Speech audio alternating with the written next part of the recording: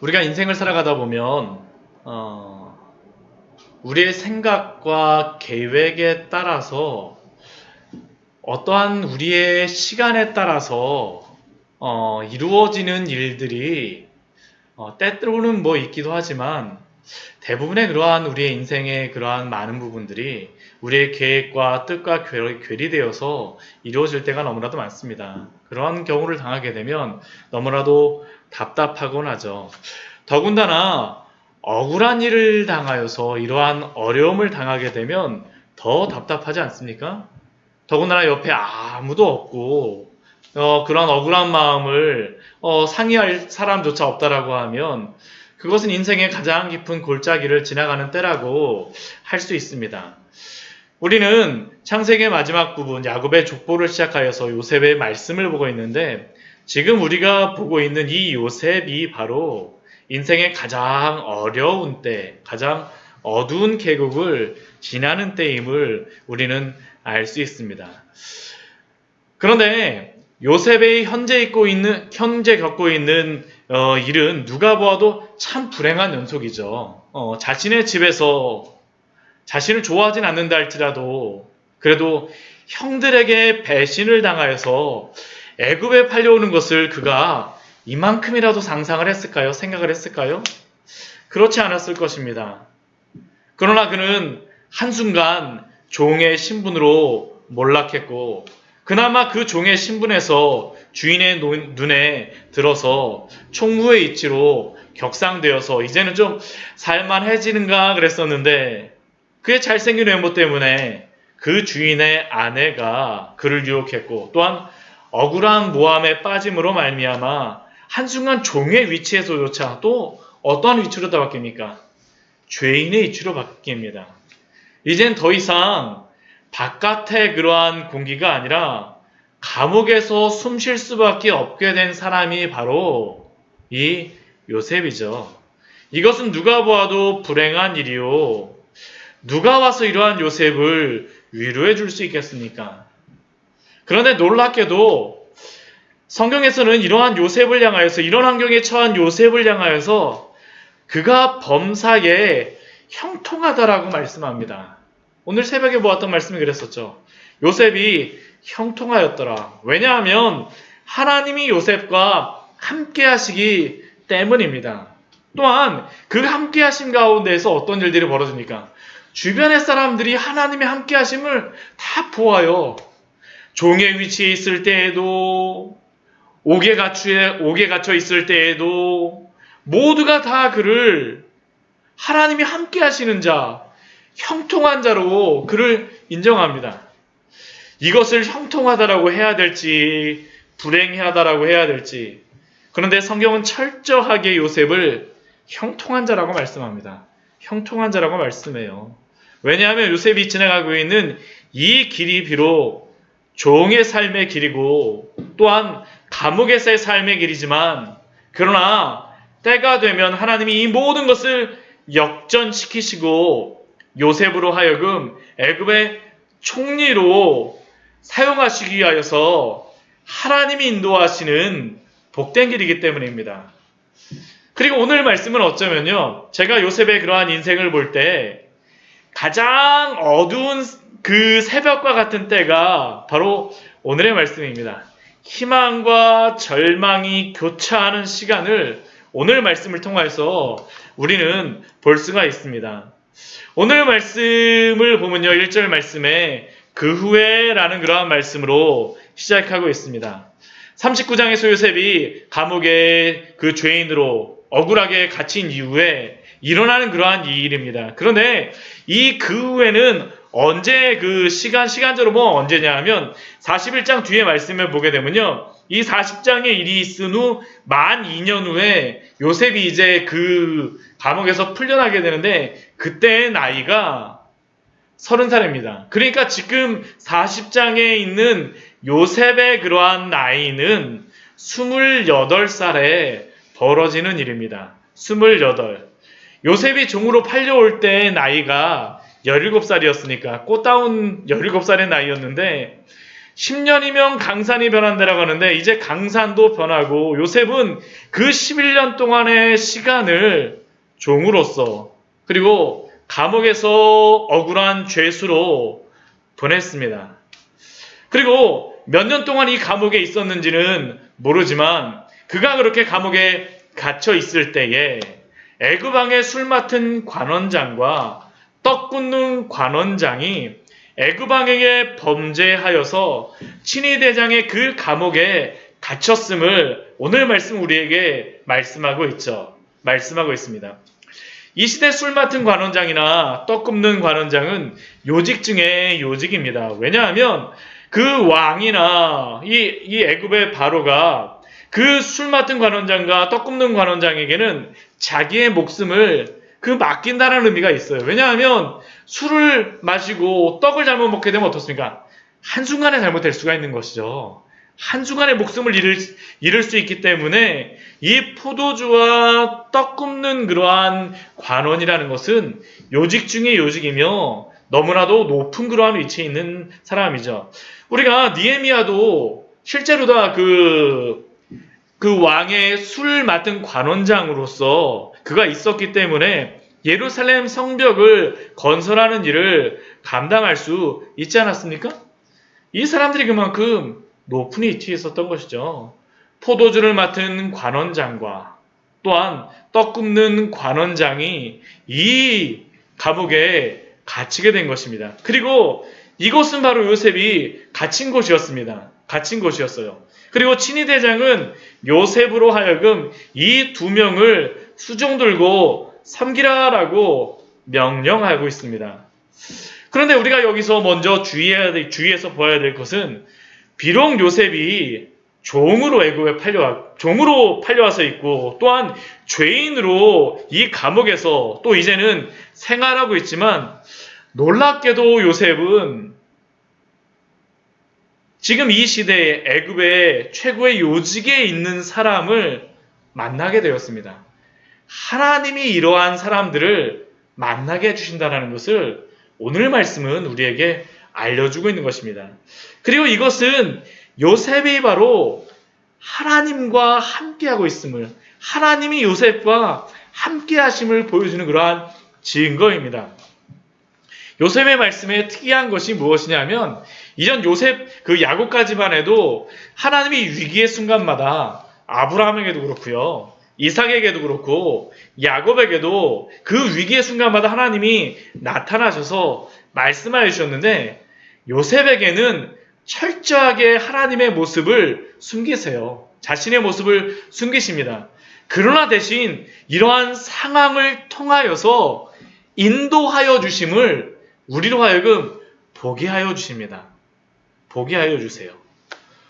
오늘 요셉이 이렇게 술 맡은 관원장과 떡 굽는 관원장을 만나게 하나님이 하시고 또한 시위대장을 이미 알게 하심으로 이들에게 수종들게 하시는 것은 철저하게 하나님의 섭리 안에서 그 모든 일들이 이루어지고 있음을 우리는 깨달아야 합니다. 사랑하는 성도 여러분, 비록 우리 인생 속에 희뿌연 안개와 같이 혹은 새카만 어둠과 같은 상황 속에서 아무것도 보이지 않는다 할지라도 그러나 하나님이 우리와 함께 하시기에 우리의 길을 인도하심을 믿으시기 바랍니다. 그러한 순간일수록 하나님을 바라보십시오. 요셉의 삶을 통하여서 하나님이 우리에게 알려주고자 하는 것이 바로 이것이에요. 당장 우리에게 하나님이 보이지 않고 그분의 소리가 들리지 않는다 할지라도 분명히 하나님이 함께 하신다라는 것을 요셉을 통하여서 또한 우리에게도 동일하게 함께 하신다라는 것을 보여주시는 것입니다. 보여주시는 것입니다. 이러한 하나님을 믿으십시오. 그리고 이렇게 요셉이 이 두 관원장을 섬기고 있을 때에 한 가지의 일이 일어나게 됩니다. 그것이 무엇입니까? 그것은 바로 두 사람이 하룻밤에 동시에 꿈을 꾼 것입니다. 물론 꿈의 내용은 틀려요. 이 시대 그 애굽에서는 꿈을 굉장히 중요한 것으로 이들은 여겼습니다. 왜냐하면 이들은 꿈이 산자와 죽은 자를 연결해 주는 그러한 그 매개체가 된다라고 그들은 생각했기 때문입니다. 생각했기 때문이에요. 그래서 그들은 꿈을 굉장히 중요하게 여깁니다. 중요하게 여겨요.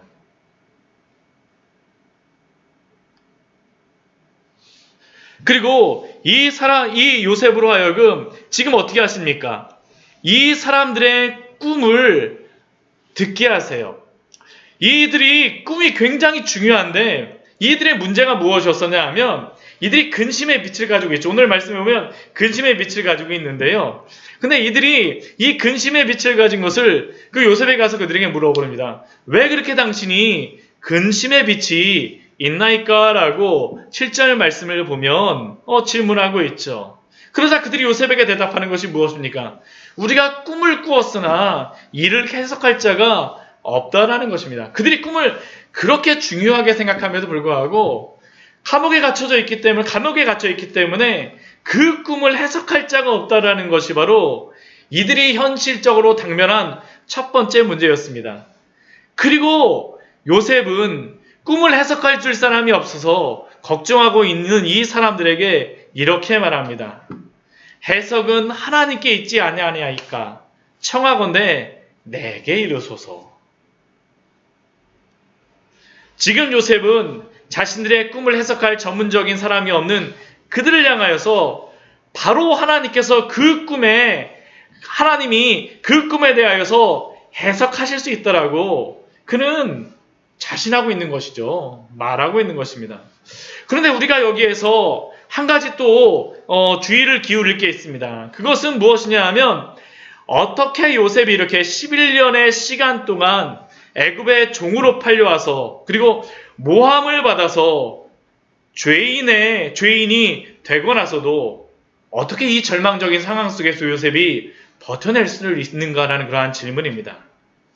사실 이게 굉장히 궁금하지 않습니까? 어떻게 요셉이 이 상황 속에서 버텨낼 수 있을까요? 우리 같으면 이러한 상황을 당한다라면 사람들에게 배신을 당하고 그 삶의 위치가 이렇게 종의 위치에서 또 죄인의 위치로 바뀌었다라고 하면 믿었던 형들에게 배신당하고 또한 주인의 아내의 모함에 빠져서 이러한 상황에 있었다라면 정말 멘붕이 되어서 날마다 원망하고 살기가 십상이지 않습니까? 그런데 지금 요셉은 마음을 다잡고 이 사람들에게 질문해요. 어떻게 오늘 당신의 얼굴에 이렇게 근심의 빛이 있나이까? 그것은 요셉도 바로 이것을 붙들었기 때문이죠. 해석은 하나님께 있지 아니까라는 이것을 붙잡고 있기 때문입니다. 요셉이 어떤 사람입니까? 요셉도 동일하게 꿈을 꾼 사람이기 때문이죠. 요셉도 꿈을 꾼 사람이에요. 그리고 그가 꾸었던 그 꿈은 우리가 전에 앞에서 보았던 것 같이 형제들에게 또한 부모님에게까지 절을 받게 되는 그러한 꿈이었습니다. 그리고 그는 이 종의 자리에서도 그리고 이 죄인의 그 감옥의 죄인으로 있는 이 자리에서도 바로 하나님이 주신 그 꿈을 붙잡고 있었다는 것을 우리에게 말씀해 줍니다. 하나님이 그 꿈을 주셨다는 것이죠. 하나님이 그 꿈을 주셨다는 겁니다. 해석은 하나님께 있지 아니하니까. 자신의 꿈도 하나님이 꾸게 하셨다는 것이 바로 요셉의 고백인 것입니다. 이것은 사실은 요셉의 신앙 고백과 동일한 겁니다. 동일한 것이에요. 사랑하는 성도 여러분, 오늘 우리는 이 시대 가운데에서 또한 꿈을 가지고 살아가야 되는 그러한 사람들입니다. 그러나 오늘 우리가 이 시대를 보게 되면 사실은 꿈이 없는 시대죠. 꿈이 없는 시대입니다. 세상에 대한 그러한 꿈을 가지고 있고 세상에서 여러 가지 성공에 대한 꿈을 가지고 있지만 그러나 해석은 하나님께 있지 아니하니까라는 그러한 고백과 같이 하나님이 주신 그 꿈을 붙잡고 살아가지 않는 시대가 바로 이 시대 아닙니까?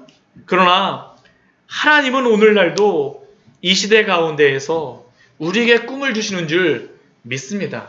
무엇을 통하여 주실까요? 말씀을 통하여서 주시죠. 말씀을 통하여서. 우리로 하여금 하나님의 말씀을 깨닫게 하여 주시고 그 말씀 가운데 꿈꾸게 하심으로 말미암아 우리로 하여금 소망을 갖게 하세요. 주님의 그 길을 가게 하십니다. 시편 119편 105절 말씀에 보면 이렇게 우리가 잘 아는 말씀이죠. 주의 말씀은 내 발의 등이요 내 길의 빛이니이다. 우리가 잘 모르지만 그러나 하나님이 우리에게 그 말씀을 통하여서 빛을 주시고 등이 되어 짐으로 말미암아 우리에게 비춰주심으로 말미암아 우리로 하여금 그 길을 가게 하시고 우리의 어두워진 지성을 깨워주시고 소원을 불러일으키심으로 말미암아 우리로 행하게 하시는 겁니다. 행하게 하세요. 하나님의 말씀을 통하여서 주신 소망이 있습니까? 그렇다면 그 소망을 붙잡고 낙심하지 말고 견고하게 믿음의 다름질을 하시기 바랍니다. 요셉이 바로 그랬어요. 해석은 하나님께 있지 아니하니까. 그 17살에 꾸었던 그 하나님의 그 꿈을 붙잡고 하나님을 붙잡고 오늘도 살아가고 있는 사람이 바로 요셉이라는 것이죠. 말씀 붙잡고 인내하십시오. 해석은 하나님께 있습니다. 하나님께 있어요. 그리고 그 뒤에 말씀에 보게 되면 이제 요셉이 그 꿈을 해석해주는 그러한 말씀이 나오죠. 요셉이 종의 생활과 죄인으로서 그 감옥에 갇힌 그 삶을 통하여서 그가 중요하게 변화되어지는 한 가지의 사실이 바로 이것 아닙니까? 그것은 이전에는 자신의 꿈만을 꾸는 사람이었었는데 이제는 어떤 사람이 된 겁니까? 꿈을 해석해주는 사람이 되었다는 사실이죠. 그리고 이러한 지혜는 바로 11년간의 종살이와 옥살이를 통하여서 하나님이 주신 것입니다. 하나님이 허락해 주신 지혜죠. 8절 말씀을 보게 되면 요셉이 내게 말하라고 했는데 놀라운 것이 무엇입니까?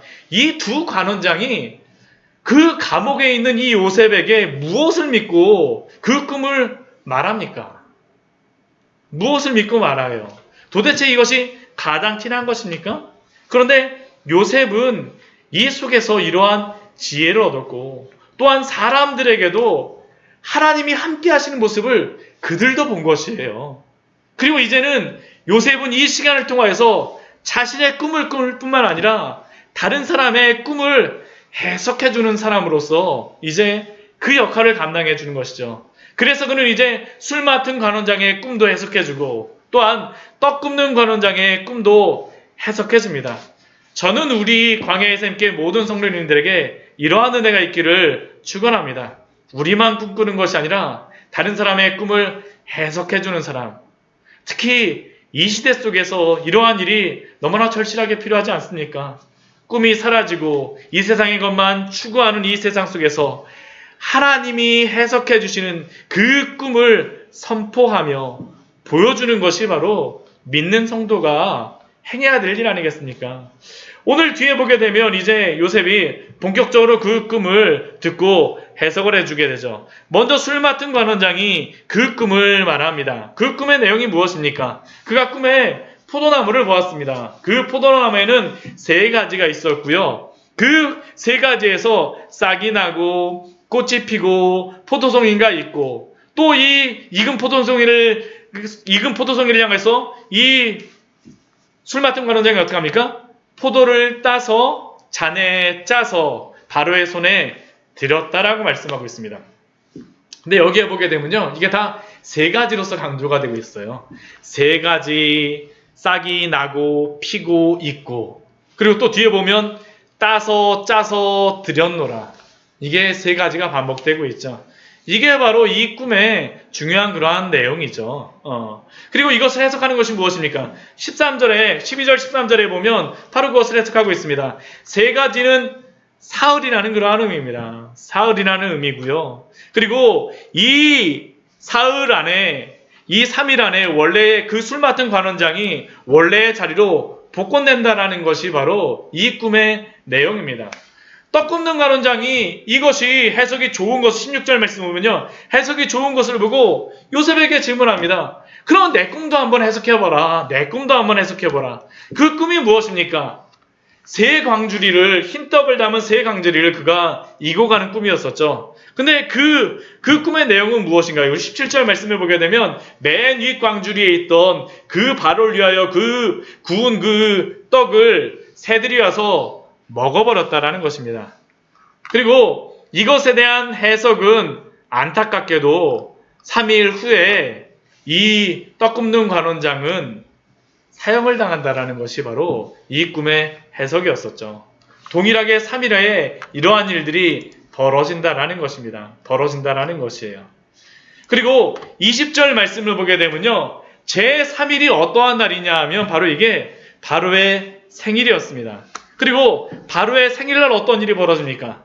요셉이 말한 그대로 술 맡은 관원장은 그의 머리를 들어서 자리를 회복하게 되지만, 그러나 떡 굽는 관원장은 그 죄를 때문에 매달리게 된다는 것이 바로 이 꿈이 이루어지는 내용입니다. 그렇다면 이렇게 요셉이 정확하게 꿈을 해석한 요셉은 나중에 어떻게 되었을까요? 우리가 기대하기로는 그 뒤에 말씀, 우리가 뒤에 이미 이 말씀을 읽기도 하고 잘 아는 말씀이기 때문에 우리가 이 뒤에 어떤 말씀이 나올지는 알지만, 보통 우리가 이런 일이 벌어지게 되면 어떠한 것을 기대합니까? 이렇게 요셉이 놀라운 일을 행하였기 때문에 술 맡은 관원장이 친위대장에 가서, 아니면 바로에게 가서 요셉을 감옥에서 놓아주도록 청하고, 요셉은 죄인에서 해방되어서, 감옥에서 해방되어서 잘 먹고 잘 살았다는 말씀이 전개되는 것이 당연한 것이 아니겠습니까? 근데 23절 말씀을 보게 되면 그렇지 않습니다. 23절 말씀 보게 되면 어떻게 됩니까? 술 맡은 관원장은 요셉이 자신의 꿈을 해석해 준 것을 기억하지 못하고 그냥 잊어버렸습니다. 정말 기분이 좋아갖고 술을 마시고 잃어버린 것인지 모르겠지만, 사실 이것은 하나님이 술 맡은 관원장으로 하여금 잊어버리게 하신 것을 기록하고 있는 것입니다. 그런데 이러한 때에 요셉의 마음이 어땠을까요? 이 설교를 들으시는 우리 성도님들, 만약 우리가 요셉이 이러한 일을, 요셉과 같은 그러한 상황에 우리가 있다라면, 우리가 요셉이라고 하면 우리의 마음이 어떨까요? 아마 그는 술 맡은 관원장이 복권이 되었다는 소식을 들었을 것입니다. 그리고 그는 속으로 기대를 했겠죠. 오늘 내가 풀려날래나? 아니면 내일 풀려날래나? 하면서 행복한 고민을 하지 않았겠습니까? 그리고 거기서 풀려나게 되면 아버지에게 빨리 돌아가고, 아버지 야곱에게 돌아가서 그 자신의 그러한 일들을 다 이야기하고, 형에게 속 시원하게 한번 이걸 어떻게 할까라고 막 여러 가지 생각도 많이 했을 것입니다. 또 그 외에 여러 가지 계획도 세우고 있었겠죠. 그런데 그렇게 하루하루 기다리며 이제나 저제나 기다리는데, 하루가 지나고 이틀이 지나고 일주일이 가고 한 달이 가고 2년의 시간이 지나갔습니다. 지금 40장 말씀은 2년의 시간까지 이렇게 됐다라는 것이죠. 저는 요셉에게 가장 힘든 순간은 종에게 팔려온 때보다도, 또 감옥에 갇힌 때보다도 바로 이 순간이라고 생각합니다. 왜냐하면 마지막 기회라고 생각하고 그 술 맡은 관원장의 그 꿈을 해석한 것을, 기대를 걸었는데 그 기대가 여지없이 무너져 버렸기 때문이죠. 그리고 주변의 사람들은, 모든 사람은 요셉이 하나님이 함께 하시는 형통한 사람이라고 하는데 그의 속은 어떨까요? 썩어 문드러져 가고 있지 않겠습니까? 그것을 알 수 있는 말씀이 무엇일까요? 14절과 15절 말씀을 보면요, 이 요셉이 이러한 일을 당할 때에 요셉의 그러한 마음에 대하여서 거의 표현하는 게 없습니다. 그런데 14절과 15절 말씀을 보면 요셉의 마음이 어떠한지를 말씀하고 있죠. 요셉이 술 맡은 관원장에게 그 해석을 해주면서 이렇게 말씀합니다. 당신이 잘 되시거든 나를 생각하고 내게 은혜를 베풀어서 내 사정을 바로에게 아뢰어 이 집에서 나를 건져 주소서. 요셉의 그 간절한 마음이 여기 드러나지 않습니까? 당신이 잘 되시거든. 당신이 잘 되시거든. 그는 자신이 그 꿈을 풀어줄 때에 분명히 그 꿈이 자신이 해석한 대로 이루어질 것을 믿고 있었습니다. 하나님이 해석해 주신 것을 알고 있었습니다. 그렇다면 나가게 되는 게 당연한 것 아닙니까? 당연한 것 아닙니까? 더군다나 그 15절 뒤에 말씀에 보면 그런 마음이 어때요? 나는 히브리 땅에서 끌려온 자예요. 나의 형님들이 나를 종으로 팔았는데요. 내가 얼마나 억울하게 팔려왔는지 모릅니다. 나는 히브리 땅에서 억지로 끌려왔어요. 거기다가 여기에서도 옥에 갇힐 일은 이만큼도 행하지 않았거든요. 저 보시면 알잖아요. 만약 나가시게 되면 제가 해석해 주신 대로 나가시게 되면 저를 제발 기억하여 주셔서 저를 여기서 건져내 주세요. 건져내 주세요. 얼마나 그 마음에 억울함이 드러나고 있습니까? 얼마나 간절합니까? 그렇다면 이 술 맡은 관원장은 요셉의 그러한 이야기를 듣고 풀어줘야죠. 그리고 하나님이 해석하게 해주셨기 때문에 하나님이 해석해 주셔야죠. 요셉의 마음이 어떨까요? 요셉의 마음이 무엇일까요? 그런데 그 결과는 무엇입니까? 여전히 감옥에서 2년의 시간을 보내고 있습니다. 술 맡은 관원장은 요셉을 기억하지도 못하고 있습니다. 그를 잊어버리고 있습니다. 그리고 이것은 철저하게 하나님이 이렇게 일하신 것임을 우리에게 말씀합니다. 얼마나 그 마음이 답답하겠습니까? 그런데 왜 하나님은 술 맡은 관원장에게 이렇게 요셉을 잊어버리게 하실까요? 그것은 바로 요셉이 감옥에서 나아갈 때가 있기 때문입니다. 때가 있기 때문이죠. 한번 생각해 보십시오. 이번에 요셉이 나간다라고 하면 어떠한 일이 벌어질까요? 그는 그저 급한 마음에 아버지에게로 돌아가고 야곱의 집안은 요셉이 한 이야기들로 인하여서 형들이 그를 팔아버린 일로 쑥대밭이 되어져 버릴 것입니다. 그러나 하나님 그것을 원치 않으세요. 원하지 않으십니다. 요셉을 통하여서 그의 모든 가족을 흉년 가운데 구원하시기를 원하시고 또한 그 시대 가운데에 그 흉년 가운데에 빠질 그 사람들을 구하기를 원하시고 또한 더 멀리는 야곱의 가족이 모두 애굽에 내려옴으로 인하여 또 200년 후의 시간 후에 한 400년 후의 시간 후에 가나안 땅을 얻게 하시기를 원하시는 것입니다. 원하세요. 그리고 요셉 개인적으로도 하나님이 듣고 싶어하는 그러한 고백이 있습니다. 우리 말씀을 한번 찾아보도록 할까요? 우리 창세기 50장 20절의 말씀입니다. 요셉의 일생에서 요셉의 신앙 고백이죠. 네. 창세기 50장 20절 말씀. 우리가 저번 때도 제가 한번 찾아서 읽어보았었는데요. 같이 한번 읽어보도록 하겠습니다. 그 설교 들으시는 모든 성도님들도 같이 한번 찾아서 읽어보십시오. 당신들은 나를 해하려 하였으나 하나님은 그것을 선으로 바꾸사 오늘과 같이 많은 백성의 생명을 구원하게 하시려 하셨나니. 그것은 요셉으로 하여금 이 모든 것이 하나님의 은혜요. 가장 선하신 기림을 고백하시기 위한 하나님의 깊으신 뜻이 있기 때문입니다. 사랑하는 성도 여러분, 이 말씀은 우리에게 주시는 말씀입니다. 코로나로 인하여서 얼마나 불안하고 고달픈 시기입니까? 여러 가지로 어려움을 겪고 있는 우리 광야의 샘교회 지체들도 있고요. 또한 그 외에 다른 일도 인하여서 고민하시고 있는 분들도 있습니다. 그러나 기억하십시오. 우리의 때가 아니라 하나님의 때에 하나님께서는 가장 선한 것으로, 선한 방법으로, 가장 선한 길로 우리를 인도하여 줄 줄 믿습니다. 그렇게 지금 비록 캄캄하게 보인다 할지라도 믿음으로 인내하십시오. 믿음으로 참아내십시오. 우리의 믿음의 선배였던 요셉을 통하여서 하나님은 오늘 우리에게 또한 참아내라고, 인내하라고, 하나님의 때가 있다라고 말씀하시는 줄 믿습니다.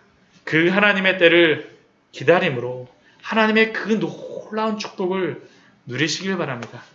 로마서 8장 28절 말씀은 또한 우리에게 이렇게 말씀하죠. 우리가 알거니와 하나님을 사랑하는 자, 곧 그의 뜻대로 부르심을 입은 자들에게는 모든 것이 합력하여 선을 이루느니라.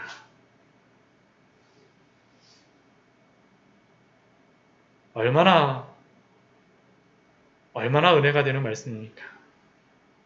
하나님을 사랑하는 자, 그의 뜻대로 부르심을 입은 자들, 그의 성도들에게는 모든 것이 합력하여 선을 이루실 것입니다. 우리에게 준 약속입니다. 요셉을 통하여서 이루어진 것을 보여주셨고요. 또한 우리의 삶을 통해서 우리로 하여금 고백하게 하여 주실 것입니다. 하나님이 바로 나에게 가장 선한 길로 인도하여 주셨습니다. 같이 기도하도록 하겠습니다.